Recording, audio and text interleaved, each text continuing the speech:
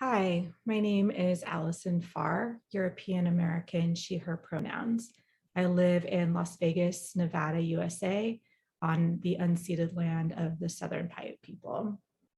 One of my ancestors was Robert Pitt, who sat on the House of Burgesses in the late 1600s, the legislature that wrote the original slave codes. This means that not only did my ancestors participate in US slavery, the most brutal form of slavery this planet has seen, they also were complicit in creating it. This was a huge insight for me because before I learned this, I thought somehow I was outside of systemic racism. And now I understand that I am very much a part of it. I first learned about my family's enslaver history 3 years ago. Inspired by a trip to Charleston, South Carolina, my father showed me a probated will where my third great-grandfather inherited the enslavement of 6 human beings: Moses, Lydia, Mary, and her 3 children, Henry, Andrew, and Anne. There was a dollar value that was placed on each person, including the children. Even though I was already committed to racial justice at that point, I went into denial. I shut down. I really didn't know what to do with this information. So I locked it in the back of my brain, in the back of my heart. When I finally came to, I was really angry to be raised so clueless, to be so clueless. I was angry for a long time. I think I was actually really unpleasant to be around.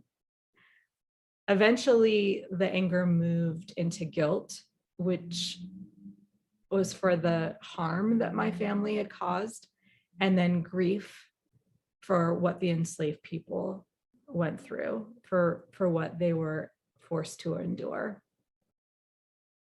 It's been an ongoing spiritual journey. It is an ongoing spiritual journey for me to metabolize this information. Now I still feel anger and sadness and heartbreak, and also a fierce desire to tell the truth and act from that truth. Reparations in the form of redistribution of wealth is really important to me and my spouse. He's also European American. And when I say reparations, I mean it with an asterisk because I think it's the folks that are descended from the people who received the harm that should really judge whether or not repair is happening.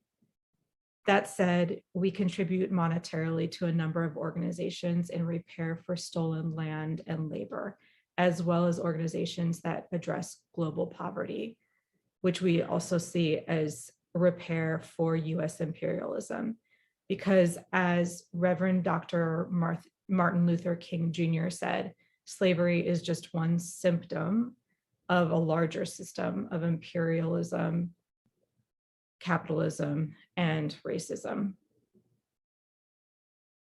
We're also planning on giving these organizations our wealth when we pass instead of our family, because we really don't want to further exacerbate the racial wealth gap.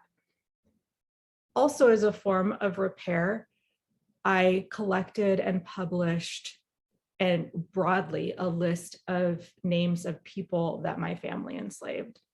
The idea is that this information might be available to the descendants of the enslaved people who might be doing genealogical research about their families as they build out their family tree, because this information really rightly belongs to them. I also heard there's something called a living mens, which means changing the way that I live and interact with the world as a form of repair. I try to do this by participating in social change and racial healing and solidarity organizations that address the legacies of slavery and the attempted genocide of the indigenous people of Turtle Island. This is an all hands on deck situation. We need everyone in this movement, everyone's gifts. Everyone has a role to play.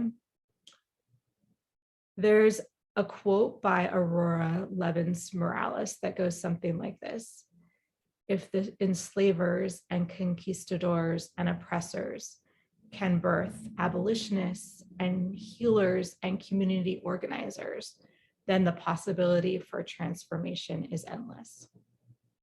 I truly believe that. Thanks for listening.